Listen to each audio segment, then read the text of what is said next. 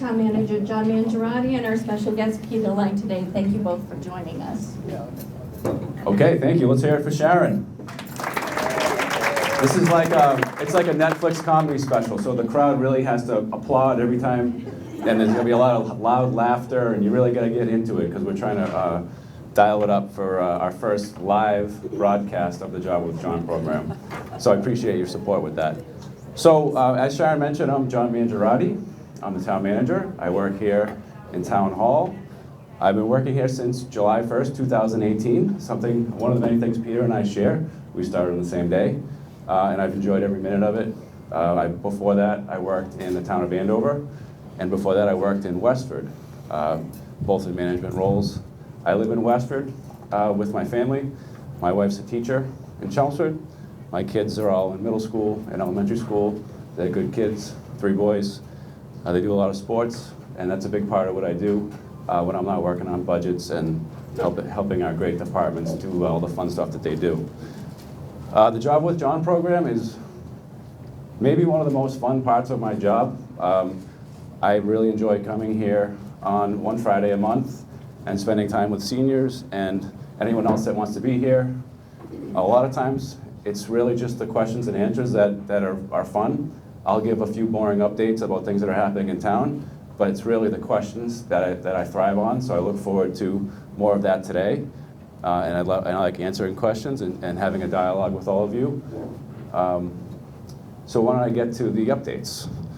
So if you drove here from where I did, you might have been through Kelly's Corner, which is a big project we've been talking about for decades. It's got some exciting things that are happening there. When you drive through, you may say, why is this taking so long? And I understand that, and I appreciate your patience. But in reality, the project is on schedule. It's supposed to be completed in the fall of 2025, and we're on schedule. This week, they'll be stringing up power lines, which is a pretty big change.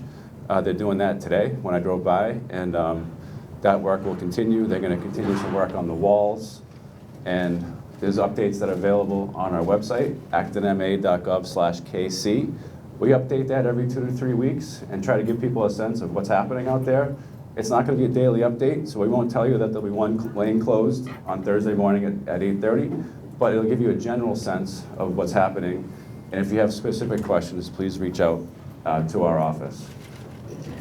Other things, you may have noticed the town center had a makeover this summer. That's thanks to town meeting voters that supported it.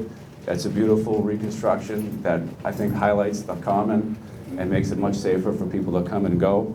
One of the key features is moving the old trough to a new location, which is better suited. The garden club stepped up and renovated the garden in front of Town Hall with their hard work and labor and expertise in agriculture or arboriculture. So thank you to them. Other projects that I want to just remind people of is the River Street Dam. That's a big deal. We were able to get $1.4 million in state grants to take down that dam, and we did it just in time for the rainiest winter we've seen in a long time. So I'm not sure what would have happened if that dam was still there, but the solution that we implemented worked beautifully. The water went where it was supposed to go, and the land looks the way it's supposed to look. And the next step for that is to have a historic park.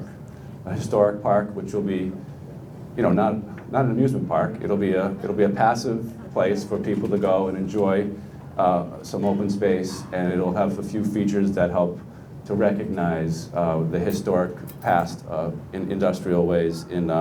Is there a question back there?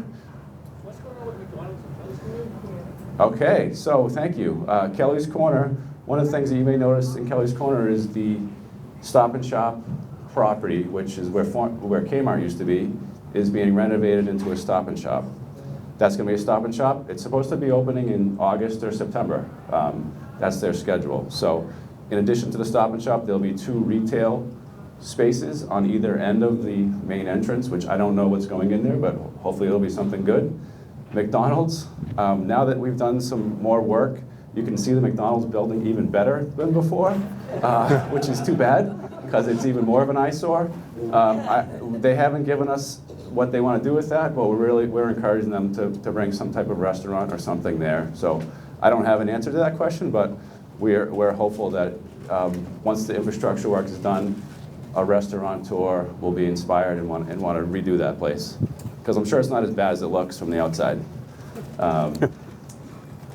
Other things that I just wanted to hit quickly is, let's just make sure I have my list here.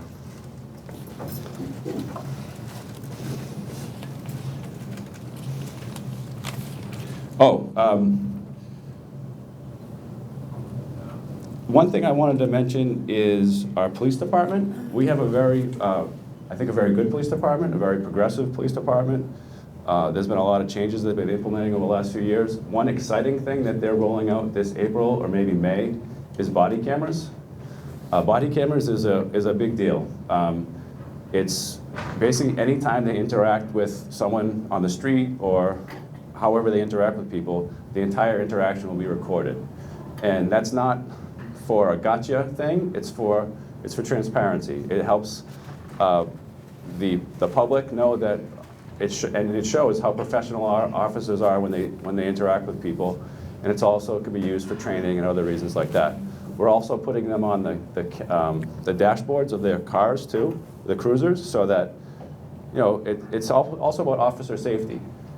We can help learn from this footage to help make sure that we're doing things in the most safe way and for better training. So it's a big investment that the community made, and we appreciate your support in doing that. It was approved at town meeting last year. We also got a $135,000 grant from the state to help with the rollout. So it's an exciting new development in how we're doing policing, and it's just another step in the transparency that we bring in everything that we're doing. In town meeting is May 6th. It's going to start May 6th. It'll likely go to May 7th, and maybe even longer, but we'll try for 2 nights this year. There's a lot that we'll talk about with town meeting, but a few things I wanted to bring to your attention is zoning. There are several zoning initiatives that our planning team and many residents are working very hard to bring forward to town meeting this year. So a few things that you'll see is a new MBTA zoning overlay, which is meant to be responsive to the state's mandate that we create overlays to help provide for housing near train stations, which we have in South Acton. Another one is a new South Acton Village overlay, which is meant to highlight some of the things that people want to see in South Acton Village. We also have one over here, Powder Mill Corridor, and we're calling it the Assabet River overlay, and that's going to help shape the way that this corridor looks, the way it goes into Maynard and into Acton. It's ways that we're going to inspire development to be what we want it to be, and it's been a long process that hopefully some of you were involved in, and it'll continue leading up to town meeting. Some other interesting things that might come to town meeting: car dealerships. There's been discussion about should we somehow provide a zoning restriction on car dealerships. That's still in the process, so I don't know if that's going to make it to this town meeting. Another thing which isn't zoning, but it's been coming up a lot lately, is leaf blowers. There's a few people that really want to get a head start on banning gas leaf blowers, and so that may make it to town meeting. I'm not sure how that's going to play out, but it's something that we're certainly talking a lot about. And then the big thing at town meeting this year will be the budget. It's generally one of the biggest things we do every year, is appropriate a budget. This year, the budget process has been challenging. We started working in October, and I presented a budget presentation to the select board on the 22nd of January, which was actually the 7th budget presentation, which typically we do 2 or 3. So there's been a lot of discussion, a lot of presentations, and the main issues that we're working through is that the funding that we need to run the town next year is more than we typically get through the normal property taxation. So the select board, the finance committee, the school committee has a group called the Acton Leadership Group. That group has been meeting every month and has worked together to reach a consensus that an operational override, which is something that hasn't happened here in 20 years, it hasn't even been proposed in 20 years as far as I know, is being proposed and will likely make it through the process. We're looking at a number of $6.6 million, which would be an operational override, and that would be needed to fund the town operations and the school operations. As you know, we have 2 regional school districts. We have a very big regional school district, the Acton-Boxborough School District, but we also have the Minuteman School District, which is part of what we pay for every year. The cost for that wonderful service, and we have some really, students love that school, but that continues to go up every year as well. So we're working towards town meeting, which there'll be an election, a town election, and then a week later will be town meeting. And on the election ballot, will likely be a question that asks whether people want to support additional revenue for town and school operations. And if it's yes, we would have the additional revenue, and people say no, then we wouldn't have the additional revenue. To prepare for that scenario, we're preparing an A budget and a B budget. The A budget is what we would bring forward and ask the voters to support at town meeting if people support an operational override, and the B budget would be the one that we bring forward if an operational override either doesn't get to the ballot or doesn't pass at the ballot. And so the work to develop the numbers that fit into those 2 scenarios is what we've been working on all winter. And on February 26th, I'll be making another budget presentation, which will be the 8th budget presentation, which I hope will be the final one from me, where the select board will formally vote to adopt and transmit a budget, or in this case 2 budgets, to the Finance Committee for them to begin their process, which will ultimately lead for them making a recommendation to the voters at town meeting. So it's all on schedule. It's all moving forward the way it normally does, except this year there's been a lot more complications because we're talking about an operational override, which is a big difference from years past. Some of the reasons that led to the need for increased revenue are fixed costs. I mentioned the Minuteman School District. With that great new building that they built there, our costs were increasing 15–20% over the last 3 years, and we've been absorbing that into our budget. Our health insurance costs have increased significantly. In the last few years, 5, 7, 8, 9, 8% is what we were hoping for this year. Turns out we actually had to have a mid-year increase of 22.8% for our health insurance costs, which is a lot. And so that carries forward into next year. And if we only get 2.5 to 3% of new revenue from taxation, and major cost drivers like health insurance are going up 22%, there's just not enough revenue to do things that we need to do. Another big thing that we pay for every year is our pension system. We have to pay into the pension system for all employees and retired employees an assessment, and that assessment is typically, in the last few years, there's been 5 or 6% increase over the prior year, which again, it's a big budget number, and it increases almost twice the amount of revenue that we're bringing in. So those are just structural things that we've been absorbing and working through and being creative and intuitive and finding ways to continue to deliver level services. But we got to a point this year, and we were hoping it was actually going to be next year. But we got to a point this year that we just couldn't find creative solutions to meet the needs and provide level services without that additional revenue. So that's how we got to where we are. In the A budget that I'll be finalizing again on the 26th, we're still taking some significant reductions from what you would consider level services. And that's something that we do every year. So it's not going to be unusual that the departments ask for things to do, money they need next year, and I say, we can't, sorry, and we're doing that again, and that's in the A budget.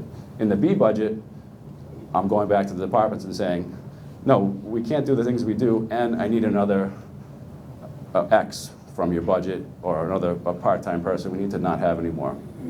And so that's the difference between the A and the B budget in very general terms. I'm happy to talk about any specific questions that people have, but I wanted to, I'll take a question, sure, why not? So it's a $6.6 million override, but there's also the 2.5 to 3%. So what's the total increase in budget that you're going to pay? Could you state it? So I can answer the question. I mean, I can ask the question. So the question is, yes, you're asking for a $6.6 million override, but you also get money every year from taxation and just normal proposition 2.5 increases. So what you're really asking for is that plus 6.6, and you want to know what the actual would be otherwise. So I anticipated a question like that, so I have some information about that.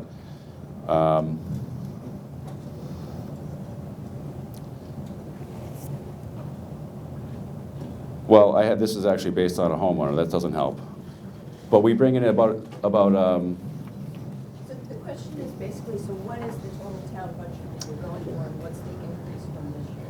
So we would normally, our budget is about $100 million. We'd normally bring in about $3 million from tax revenue, and we're asking for additional 6.6. Those are round numbers. I can give you specific numbers. I don't have those with me. I thought I did, but I don't. 9%. And so I can follow up with you, and I can share with you the ALG spreadsheet, which has that in great detail. I don't usually go through that level of detail with this group. I like to just talk in general and be able to be responsive to questions, but I'm happy to follow up with you directly on that specific question. There's another question in the back, and then I'd like to introduce our special guest. So, in real numbers, if these budgets be passed and we have to think about taxes, what does that mean to the average homeowner? How much will the taxes increase? That is what I have. So the question was, if we do have an override and it does increase taxes, what is that going to mean to an average homeowner? That was the question from the back. So we're preparing information, because that's a question that a lot of people have. And we're preparing information which isn't finalized yet, so it says draft on it. So we haven't published it yet, but once it is finalized, we'll put it on the website so anyone can look at this themselves. But generally, we're breaking it down by house values. So if your house is valued $400,000, $600,000, etc. So I'll just do $800,000, which is close to, I think the median, the average single-family assessed value in Acton last year was $840,000, or this year rather. The median single-family assessed value in Acton is $786,000. The average condo assessed value is $462,000. So those are just some interesting facts for you. But if your house is valued $800,000 next year, your taxes would be $12,887 without an override. And if there was an override, it would add $776 to that amount, which would make your total taxes $13,664. So that's just one example, and I can go through any other ones if you want, but that's generally what it would be. So on an $800,000 home, it would be about a $780 increase. Yes. Is there some reason why the healthcare costs went up 20%? Is there some specific reason? Yeah, so the question is, why did health insurance go up so much? There's a lot of people that haven't analyzed that. I'm not one of them in terms of the health industry, but I think a lot of it had to do with the pandemic and health decisions being deferred, and then health decisions then being made, and it all piling on in the last year or so. And so it's not an Acton or an Acton-Boxborough issue. It's actually an industry-wide issue where health insurance increases have increased substantially.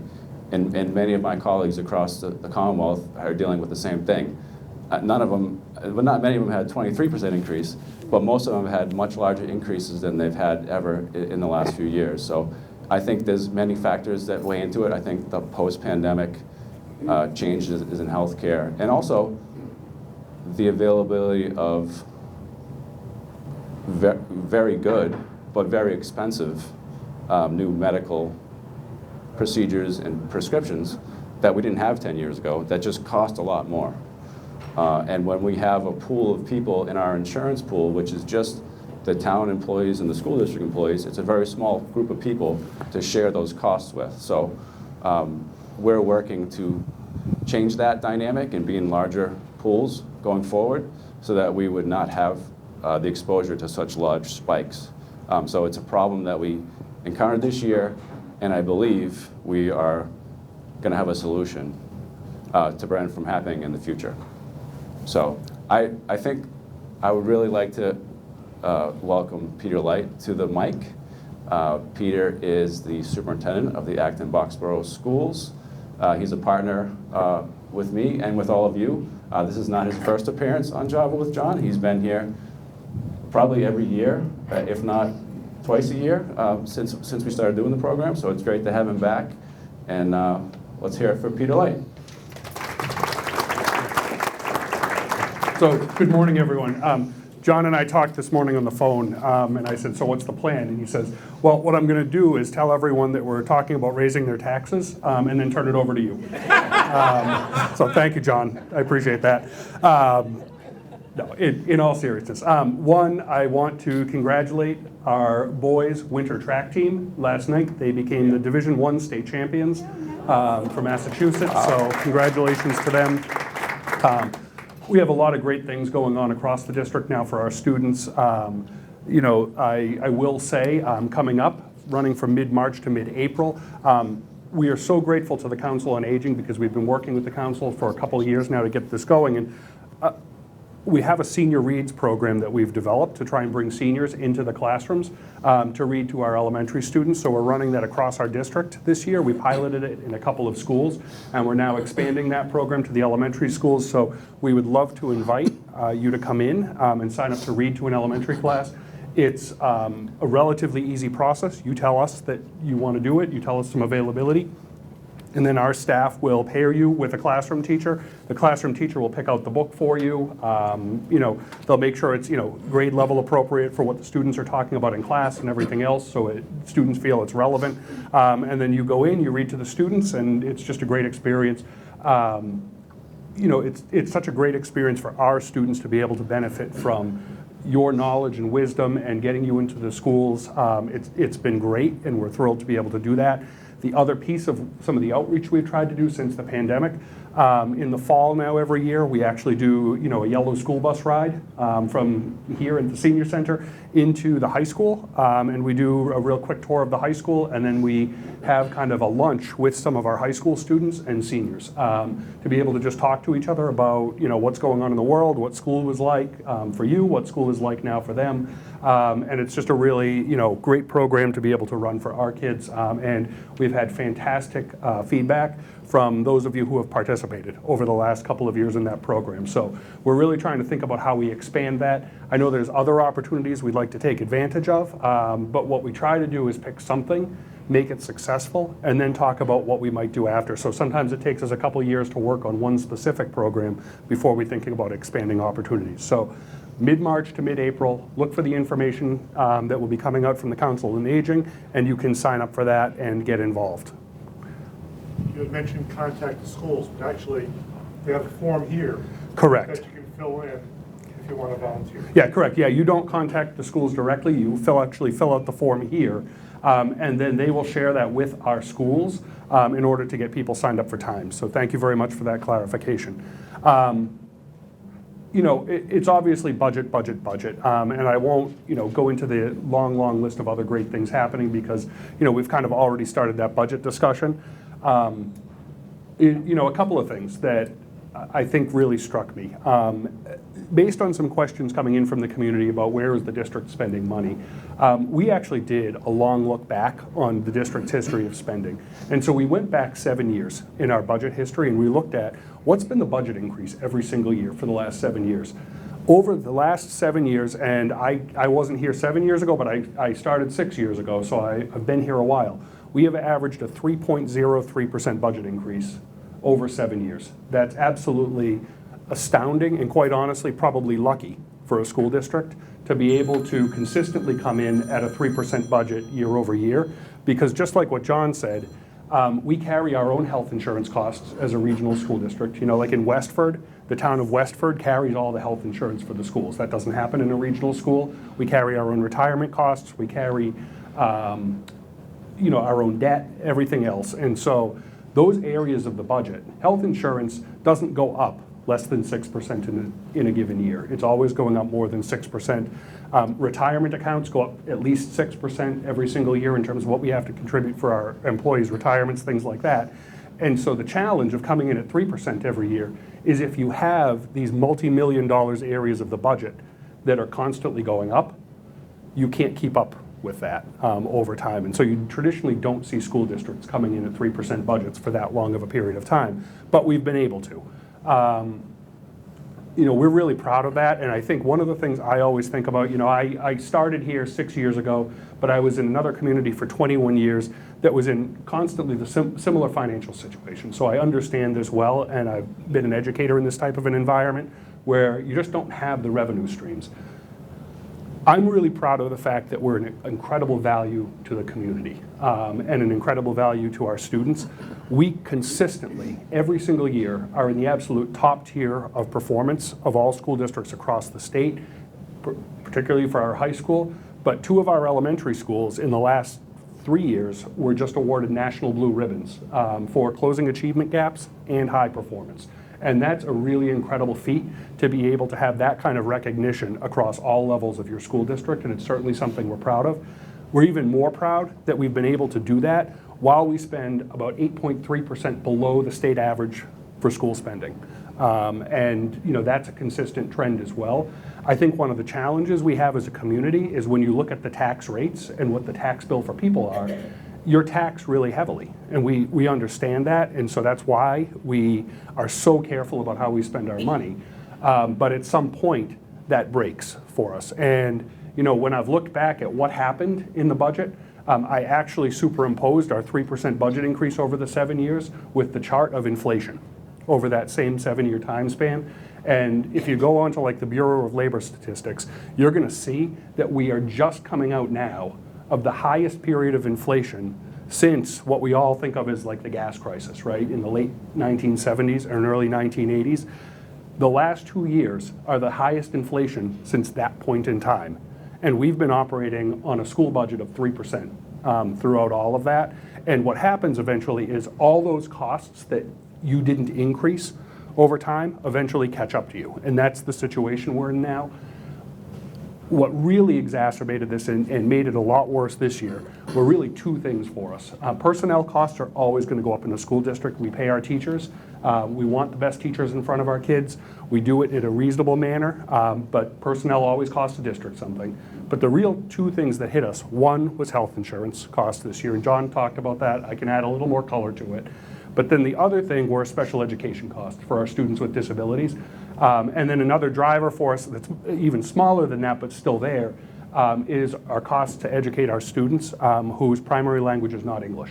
So I'll talk a little bit about all 3 of those and then talk about what we're trying to do to move forward. One, just a really interesting data point. We now serve 413, actually it probably is higher than that because it's been 2 days since I looked. We have 413 students in our schools who receive something called English language services or multilingual services. That means that they are not yet proficient in English. And they need very specific support in able to learn English and learn all of the content at their typical grade level at the same time. That's a real heavy lift for kids. Of the 413 students, about 50% actually start in our schools speaking no English. And so they're coming into schools speaking no English, and they're in the same class with all of their peers. And that's state law that we have to do it. It's federal law that we have to do it that way. But what that means is in terms of how our educators have to think, they have to think about how they're engaging their whole class and also supporting the specific students who don't speak English yet in learning the same content that everyone else learns. So that's been a complicating factor for us. If I can go through 3 and then I'll come back to that. Special education is another driver for us. We have most of our students who have disabilities are very successful in our school district. Sometimes a disability is so significant that they can't be successful in a large classroom or a large school setting. And some of our students, and it's a relatively small number, of the 5,000 students in our schools, we have about 65 who need to go to something called an out-of-district school. And when they have to do that, it's a very small, specialized therapeutic program designed for a very specific disability that they might have. Sometimes it's medical, sometimes it's emotional, other times it might be autism or something like that.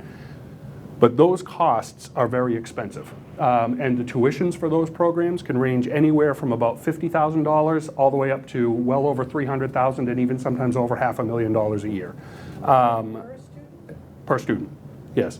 It's federally obligated that we provide the services that students need. It's called a free appropriate public education. It's the law, so we do what we're obligated to. And kids need what we provide, right? It's not because they're our parents trying to figure out how to get around the system. These are legitimately students who have very, very highly specialized needs, and I can speak from a personal standpoint. I have a nephew who has cerebral palsy, is cortically blind, and in a wheelchair, and he could not be successful in a public school setting. There was just no way. He actually needed a residential setting to be able to provide what he needed. So I have that personal experience. I know what families go through at that, and that's the type of level we're talking about. The tuitions for those programs historically have increased under 2% a year. Last year, the state raised the tuitions on those by 14%. And then they're going up almost 5% again this year. So an area of the budget that overall cost us about $8 million has now gone up by almost 20% over 2 years. A 3% budget history can't keep up with that. There is just no way to do that. The other area is obviously health insurance, as John said. We have been so fortunate to be part of the Acton Health Insurance Trust for 2 years, and it's the town and schools. It's something called a self-insured trust. It's performed really well for 20 years. In fact, there were several years where we actually had negative rate increases. So the employees saved money, the school district and towns actually saved money in a given year, and the taxpayers paid less because of that. The industry has changed, as John said. There are better prescription drugs on the market, there are better medical procedures on the market, but they're also extraordinarily expensive, in the hundreds and hundreds of thousands of dollars a year for some of these things. We had a period of time with the Health Insurance Trust that over a 6-month period, they had a very small number of people that ended up with $3.2 million in claims that came into the trust. There's no way, the trust didn't have the cash on hand to sustain that. So, and I'll just speak from a school district perspective, we actually had to find $3.2 million this year to give to the Health Insurance Trust to be able to do that. Part of it was just cash so that they could pay the bills that were coming in. The other part was this mid-year rate increase that was 22.8%. That cost us well over $1 million alone in costs that we hadn't budgeted for at last year. And that 22.8% rate increase is scheduled to go on the books for next year too. So in addition to having to come up with $3.2 million this year, we also had to now budget $3.2 million more for health insurance. I'm really pleased to say we think we've solved that. We actually are at a place now where we're moving toward a much larger insurer that's fully insured, meaning there's no risk back to our communities, there's no risk back to the schools or town. And it's going to help employees not have to deal with the high rates, and it's going to end up saving us about $1 million to $1.5 million a year over what would happen if we stayed in the health insurance trust. So we've been able to effectively solve that in a very short timeline. We're excited to move forward with it, obviously, but what we're paying to go there is still more than what we would have otherwise experienced. So healthcare. So I've just talked about really like 3 areas of a school budget that are adding multi-million dollars, and they're areas of the budget that we don't have control over. And that's the challenge we see. And then when you layer on top of that we've been at a 3% budget for 7 years during historic inflation, there's a whole gap in terms of the money coming into us and what our actual expenses have been that we just can't keep up anymore. And so, we have certainly been, in a very, very serious budget discussion. We're at a point now where the school committee has proposed 2 budgets, just like the town is. There is nothing in the budget that they're proposing that keeps the same services for next year. They knew that wasn't going to work for taxpayers. 2 years ago, we reduced just about $2 million in staff. Last year, we reduced another $2 million from the school budget. And this year, the best case scenario reduces just under $3 million on the school budget. So we've worked hard over the last several years, and quite honestly have reduced just about $7 million. And that means, the last 2 years total, we had to reduce 40 staff positions. We had to add special education staff because of the needs of our students, and that's a federal requirement that you have to provide the services. But overall, we've also reduced 40 staff positions in 2 years, and we're proposing another 20 more as we go into next year. We're at the tipping point where we're not going to be able to provide the same quality of education for our students that generations of kids have come to expect if we don't fund this. We've heard all sorts of suggestions. We're taking all of the suggestions in and trying to explore all of them. The needs of kids, and if you want to hear from our educators, last Saturday there's a fantastic educator panel right in the middle of our budget Saturday talking about, over the last 20 years of their career, what's changed in teaching. And our educators are telling us teaching today is nothing like what it was 20 years ago. You're serving a much more diverse set of students in your classroom with a much wider range of needs, and the expectation that if you can do it effectively, you can actually help all of the students in your classroom and do it successfully. But you can't put 30 kids in a class and do that. It's not 20 years ago when that was the case. So, we take really seriously this idea that we have to balance the needs of taxpayers in this community, and we've proven over 7 years that we do that. And now we're also looking at what happens after 3 years of multi-million-dollar reductions to a school district, and how do you just try and make sure that you can do what's right for the kids in front of you. And I understand that's an incredibly hard position, and I will never come before you and tell you how to vote one way or the other. That's not my job. And I recognize that that's a very personal decision everyone has to make based on your own financial decision, and I wholly respect that. And at the same time, I also need to make clear we're at a position where we've cut multiple $1 million. It's now the third year of it, and even in the best case scenario, we're looking at a $3 million budget that's less than what would provide the same services next year that we have now.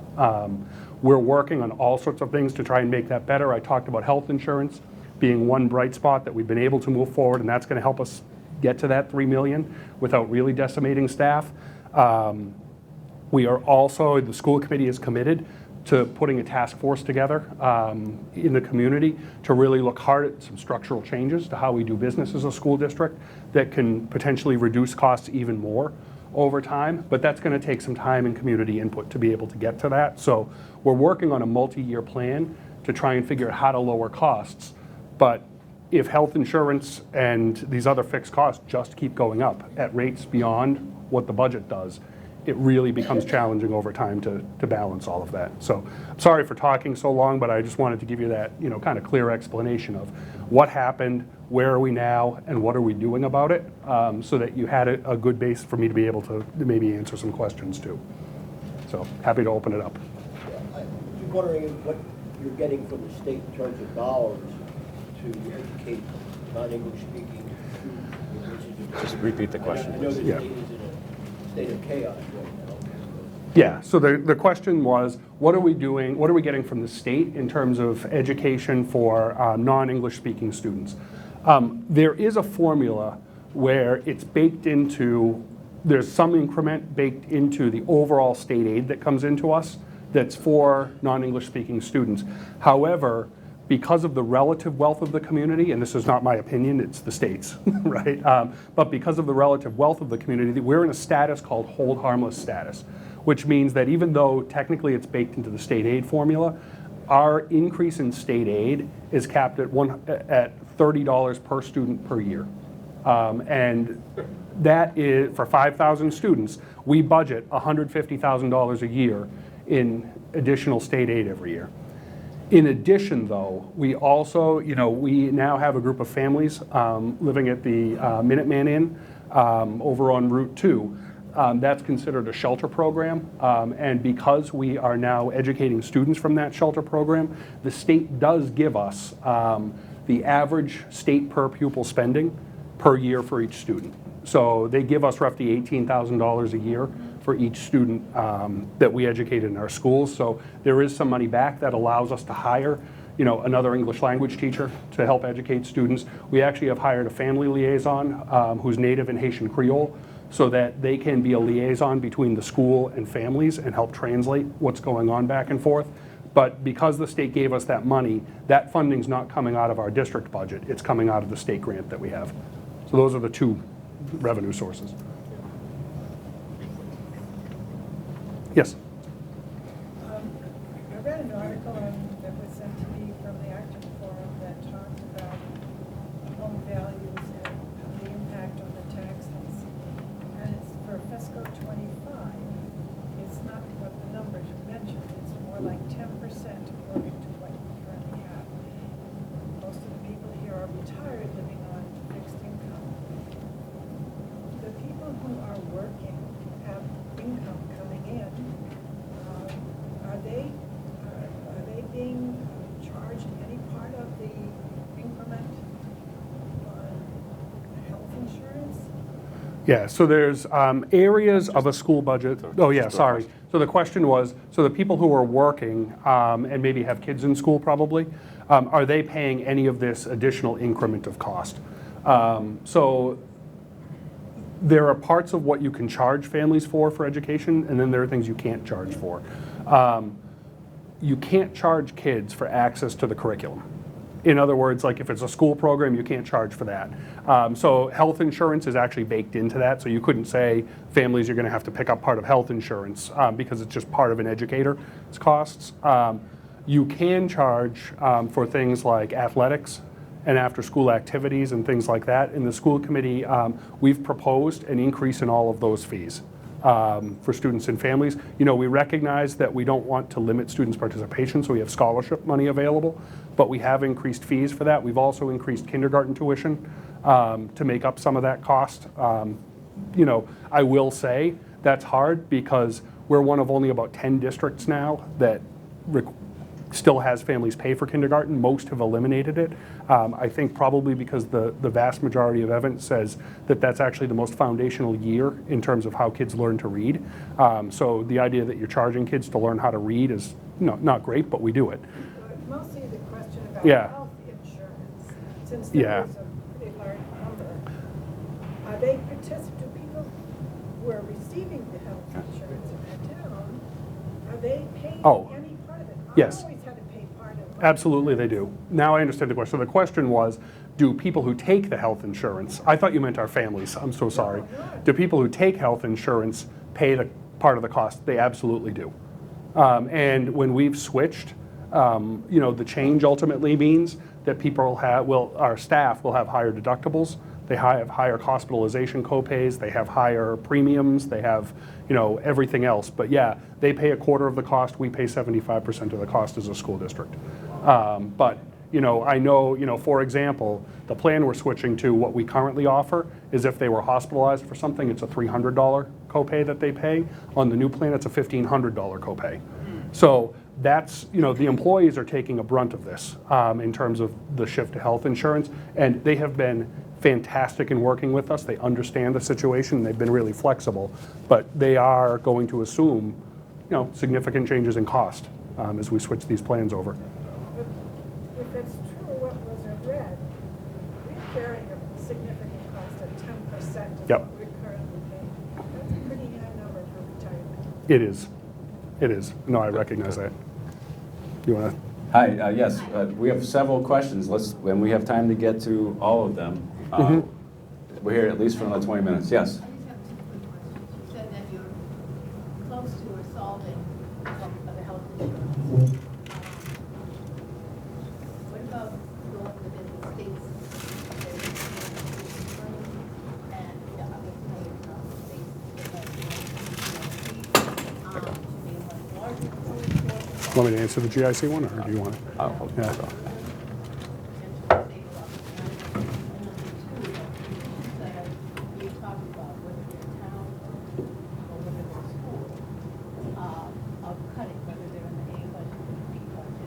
How many of those are really open positions that don't, in other words, just wouldn't be filling an open position versus?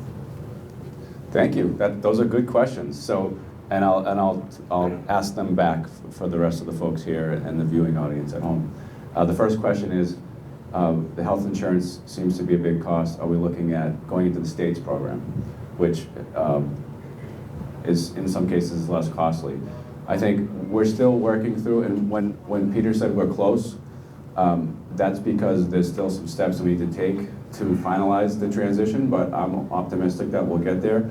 And it involves some collective bargaining, which we can't go into detail here, but generally I think we found in our analysis that the program that we're looking to go through has very similar cost savings to going into state plans, but provides us much better flexibility and benefits for what we need for our employees.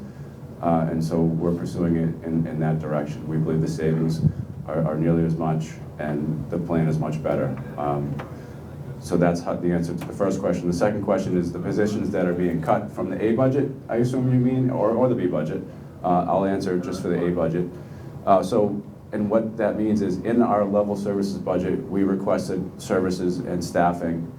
And in the A budget, we're taking back from that about 9 positions and then several other expenses throughout the organization. We made a concerted effort in presenting an A budget that requires cuts to focus on positions that are not currently filled with people in them, so that we don't have to tell people, sorry, you're losing your job. But these positions are vacant, not because we don't need them. They're vacant just because of the way that municipal operations turn over. And I mean, unfortunately, we had 2 people get jobs yesterday that now we have vacant positions today that we didn't have a day ago, and that happens throughout the year. So the positions that we have in our budget are positions that we need to provide the services that our residents expect and have requested. And so if we're going to reduce that by 9, it's going to reduce our ability to do what we think the community wants us to do. That said, we believe we can make it work, and we'll continue to be creative in doing regionalization, or finding grants, or combining positions, reorganizing positions, which is what we do every year. And we think that we can do that next year, even though we're reducing headcount by those 9 positions that are currently vacant. So yes, they are currently vacant, but it doesn't mean that we don't need them, and that they're not important. And I guess I would kick it to Peter to add anything from the school district's perspective. Yeah. For us, the positions that we reduce actually have staff in them. The only exceptions to that, we have had a couple of staff already this year who have taken other jobs because they weren't sure they'd have a job with us. And so they chose to leave mid-year.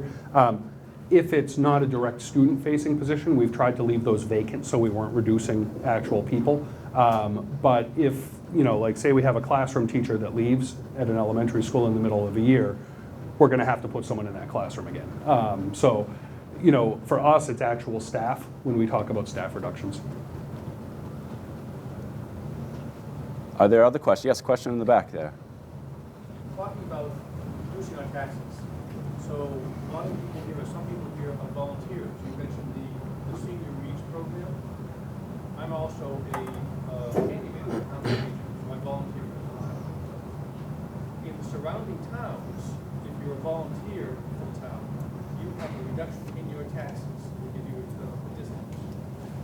However, for Acton, I made a few phone calls recently, and they said, if you're a volunteer, you can actually set up to be an employee of the town. And they give you a paycheck and so forth, which you have to pay taxes on. It doesn't seem very reasonable. Is there a way for us volunteers to reduce our taxes somehow and not become town employees?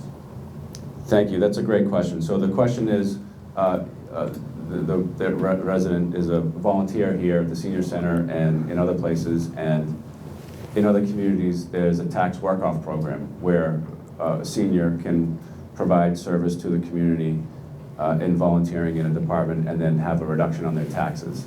That's a statutory program created by the state, which its community can adopt.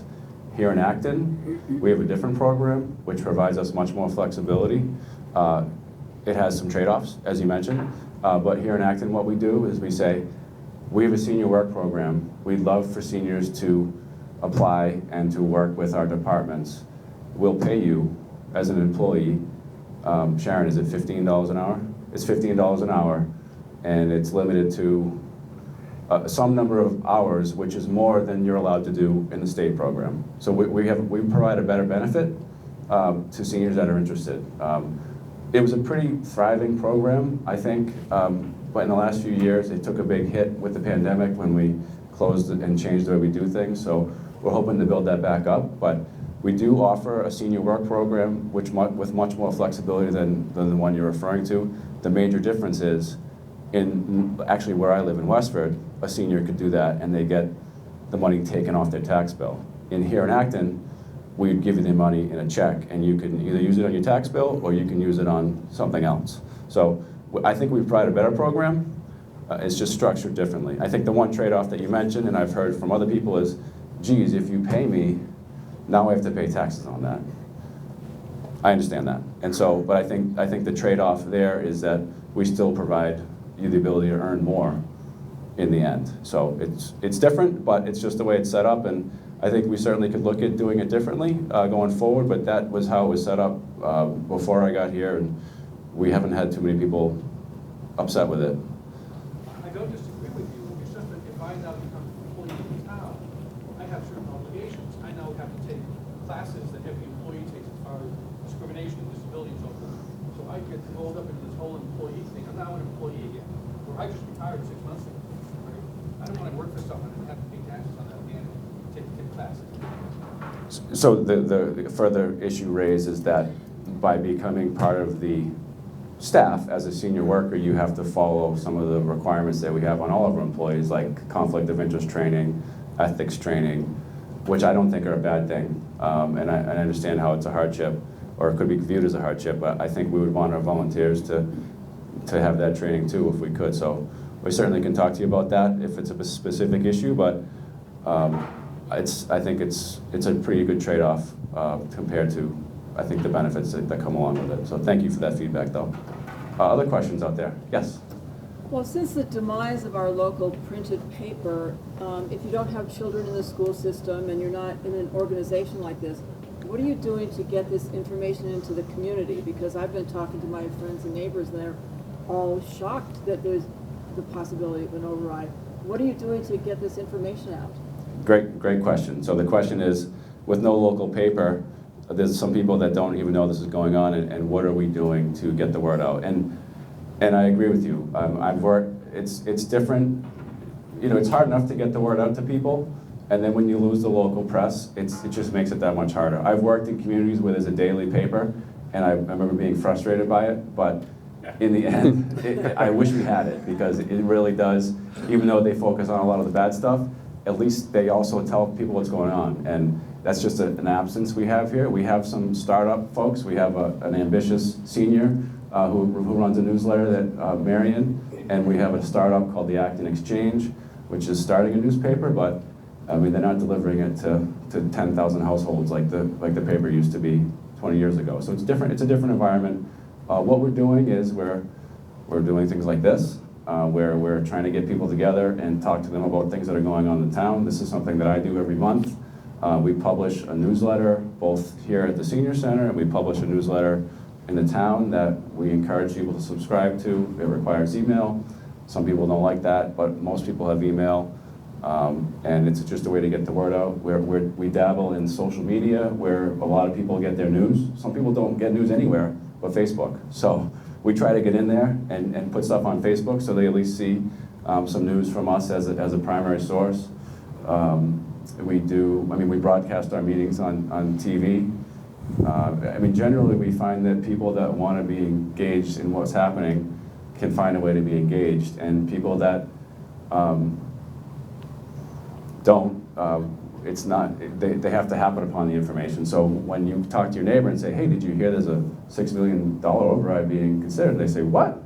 I get it. And I think hopefully that person went home and went to actonma.gov, and they would have found all the information about it. And that's our hope, is that people find out about things either through word of mouth or through the several channels that we use, and then they go to the primary data that we put out there. On the actonma.gov homepage, some people say it may not be user-friendly. I get it. We do our best. We have a lot of information that we're trying to share to a lot of different audiences. It's not like a hardware store that's just selling hardware. We're trying to give you information about everything. And so it's not as easy to lay it out as some people think. But if you want to know about the budget, if you go to the homepage, there's a button on the left-hand side that's the town seal. It says budget information. You click on that, and that's all the information that we've been presenting about the budget. And we're always available. My office is available to answer any questions. Manager@actonma.gov is my email. And we're doing our best to get the word out, and to the extent you can help us, we'd appreciate it. I mean, even if you're saying you don't like what we're doing, if you're talking about it, that's good, because it's getting the word out. So we appreciate the question. Thank you. Did you want to add anything? Yeah, I'll just add. So for school budget, we post everything on our website. So if you go to our school website, abschools.org, so abschools.org, schools with an S, there is a bullhorn. If you scroll down just a little bit, there's a bullhorn that says FY25 budget. And if you go there, we have all of our budget information. If you want the line item detail, you can get it. If you want summaries of budgets, if you want a narrative, you can get it there. We even have some different videos that you can watch to understand different aspects of the budget. We put it on our website because we want to make sure that what we send out is accessible equally to everyone in the community. And it's not just targeting any one group. So abschools.org, FY25 budget, you'll get everything that you need right there. And if not, you can always email us. Given that there's a limited amount of information that's available on a newspaper, and if you really proactively have to go to the website, is there any thought to maybe changing the format of the town meetings? I know that's a big issue, but one of the issues with the town meeting is that either people don't know what's going on because of lack of information from some of the newspapers, lack of newspapers, or just not being aware of what's happening in general. They show up for maybe one issue at the town meeting, and if for various reasons don't show up for the rest, and sometimes end up with things that maybe the vast majority don't want. So the question becomes, is there any thought to maybe changing the format, the approach to the town meeting, because it's so important? That's a great question. I think the question was, with the lack of the newspaper, there's several factors that lead to it, but town meeting doesn't have a huge attendance, and it doesn't always reflect the community, and some people come for one issue and leave. That was the question. So I think my response to that is, it's a challenge. I think open town meeting is the purest form of democracy, in my opinion, and I think it's really cool in that way. But some of the things that are tough about it is that we have 15,000 people that are registered to vote in Acton, right? And we get 500 people to come to town meeting, mostly. So that's a lot of people that aren't there. More people go to the ballot and vote at the ballot because it's a practice that I think people are more accustomed to, but not everybody, and people that grew up here maybe know about town meeting. People that move here maybe don't, and other people just are too busy, and I get that. I think many communities have looked at their charter and their form of government and changed from a open town meeting to a different form, a representative town meeting, where in that scenario we would have precincts throughout the community and people would be elected to serve on behalf of that precinct at the town meeting, and they'd go there representing the people, so it would still be a town meeting. Other communities, like Watertown, creates a town council, like a city council basically. And they elect people to be city councilors, and that's their legislative body. They make decisions that we would make at town meeting every 2 weeks at city council meetings. I'm not suggesting that we do that, but those are the options really. We don't have too many options here in Massachusetts for how we run our government. And I think there was a town meeting study committee in 2019 or 18 that was actually chaired by Steve Noon, and it had a great group of people from different parts of the community involved in it. And they came up with several recommendations for how to make town meeting better, have more people come to it. Maybe provide childcare, maybe provide a way for the gym to be just kind of a free-flowing space and let people run around there, so that maybe people will bring their families and not feel like they have to try to find a babysitter. Maybe do it on Saturdays, maybe allow it online. We're not allowed to do that. We can't do it the American Idol style where you can just vote from home. That would be an interesting way to do it. We're not allowed to do that. We're not allowed to do virtual. We're not allowed to do remote. It has to be the way it's always been since a long time ago. I mean, interestingly, is that providing access to everyone that wants to make the decisions? I'm not sure. But that's the form of government that we have, and I think it's worked pretty well. And there's always ways we can try to get more people there, and we're going to continue to do that. Yes? I'm relatively new to Acton, and this whole idea of a town meeting is news to me. So, but I do have a question, and maybe you can verify this. Is it true that if the voters vote against the override on April 30th, that it will not even come up at town meeting on May 6th? So the question was, and we have a relatively newcomer to town meeting, and I think you're excited to go check it out this year. I think I heard that. But the question was, if the town election ballot, it doesn't pass at the ballot, what happens at town meeting? And so the answer is, if the voters vote at the election yes for the override, then I believe that the town meeting will be considering our A budgets. If the ballot initiative, if the ballot, people at the ballot say no, we'll go to town meeting and say this is the B budget, and that's what will be presented. We wouldn't, I mean, if they say no, then we're not going to present the A budget. Does that answer the question? So if voters vote no on April 30th, then the B budget goes to town meeting, and then at town meeting it's voted yes or no on the B budget? Yes.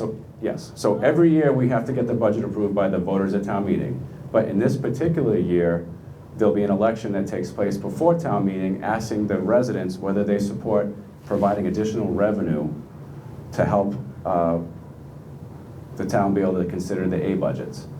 If the voters say no, we don't to give that additional revenue opportunity, and then we wouldn't bring the A budgets forward. The town meeting vote, even if the ballot passes on election day, it still needs to be supported by the people that come to town meeting. So it's a two-step process. Thank you. When is the election? The election, April 30th. April 30th, the question was when's the election, and the election is April 30th. And there's more information about that on our website, and I can provide you, I think we have information about how to vote by mail and other things like that if you need it. Yes? Sorry, it's not a question, I can make it one. If the override passes and the taxes go up a lot, and you're having some difficulty, please make sure you contact the assessor's office. They'll help you through different programs that are available. So, you know, they're a great group of people, and they're out there looking for ways to help. Thanks. So public service announcement from one of the Board of Assessors.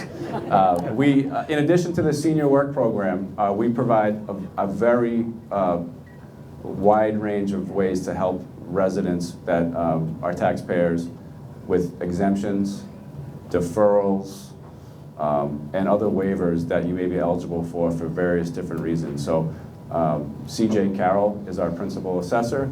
Marty works in the assessor's office. Those are people that are available to speak with residents one-on-one, confidentially. You don't need to walk into town hall with your tax bill. If you want to make an appointment or have a phone call, you can do that privately. And then the Board of Assessors, as mentioned, has a lot of programs that they can support people with. So it's important to know. Yes? Is the class size going up in the Acton schools? Is there one target that you won't go above that? So the question is the class size going up, and what is the target? So I'll start with the target first. So our school committee has class size guidelines that, you know, they thought about, you know, they go back years. And the class size guidelines for kindergartner to 18 to 20 students in first through third grade, when students are still, you know, less independent, it is 20 to 22, and then 22 to 24. Our class sizes are generally within the range, but we also have elementary classes that are above that, and we also have, you know, middle school classes that are above that and high school classes that are above it. We have some in each level that are a little like within the range and below, but we also have them above. So it's a range. Yeah, we average probably about 24, 25. So we're nearing the end of the first ever live broadcast Java with John program, but we're happy to take another question, and then we can maybe shut it down, and then we're happy to talk to people in the hallway on our way out. Yes? Sorry. Are there aides in each of those elementary classes with your 22, 25 kids? The question was, are there aides in the classrooms? So kindergarten has full-time assistants in the classrooms. After that, we do have assistants in the schools, but we've had to reduce their hours. And the catch is they also have to cover our lunches and all the recesses for kids, which is about like 3 hours of the school day by the time you add all of that up. So there, of the 18 hours that an assistant might be in the schools total over the course of a week, I'm going to venture to say that 10 to 12 of it is spent covering lunch and recess. So they do spend some time in classes, particularly at the younger grades, but it's not what it used to be. Yes, another question over here. Yes, how does Boxborough fit into this? Boxborough is part of the school region, and they have to pass things too. So absolutely, and Just so repeat the question. we're here in Acton, so we obviously talk a lot of Acton, but I spend a lot of time with Boxborough folks as well. Boxborough is in a different tax situation overall than is Acton, and they have. Acton is at the levy limit, which means they can't raise property taxes more than 2.5% in a year, plus some new growth. Boxborough has $2.5 million in levy capacity before they reach that limit. So from a purely legal standpoint, Boxborough, it doesn't need an override in order to move it forward, but that means that the budget has to pass at town meeting. From a school district perspective, the challenge for Boxborough is that we're getting fewer and fewer students from Acton and more students from Boxborough, and so the cost is starting to shift from Acton to Boxborough. So for example, next year, if Acton gets a 10% increase on the school assessment, Boxborough's would be roughly 14% on the school assessment. Now overall, less of their overall tax bill on a home goes toward the schools than in Acton. So it balances out. It's kind of complicated to get to, but Boxborough has to pass the same budget that Acton does. Acton will have one more step by going to the ballot first, but both have to still pass at town meeting. Thank you. So there are people that may not be comfortable asking a question in a big room on camera, and I can relate with that. I'm only up here because I have to be. But if you have a question, please reach out to me, either email or you can call my office, and I'm happy to talk through any of the stuff that we talked about today, or otherwise, if you have questions that you didn't feel comfortable asking here today. There is someone over here that wasn't comfortable asking a question, which we can end with. Hopefully it's a good one. I just wanted to ask if the student population is decreasing or increasing. Is the student population increasing or decreasing? We have decreased overall as a school district, and now we're in what's predicted to be a level state probably the next 5 to 7 years. So is the budget then decreasing as the student population is increasing? No, unfortunately, it doesn't quite work like that. I think, I wish it did, right? Like that would be easier. But when, even though like the student population might decrease, the health insurance costs keep going up by 6 to 10 or even 22% a year. And so when those parts of the budget keep going up the way they do, or you have increasing costs around special education, even though you might have, 15 fewer students in the district or 20 fewer students in year over year, it's not going to be able to shift the budget. Okay, well, I want to thank you all for being here. It's a lot of great questions and a lot of good interest and thoughtful discussion, and we look forward to seeing. Well, I look forward to seeing you. I'm not sure if I'll invite Peter back. He kind of stole the show here. Sorry, John. Bit, but I look forward to seeing you back here next month for Java with John. And as I said, if there's any other questions, please reach out. And thank you to the Senior Center, Sharon. Thank you to Mark from ActonTV for trying out this live broadcast. And have a great weekend, everybody, and we'll be in touch. Thank you. All right. Thanks, everyone.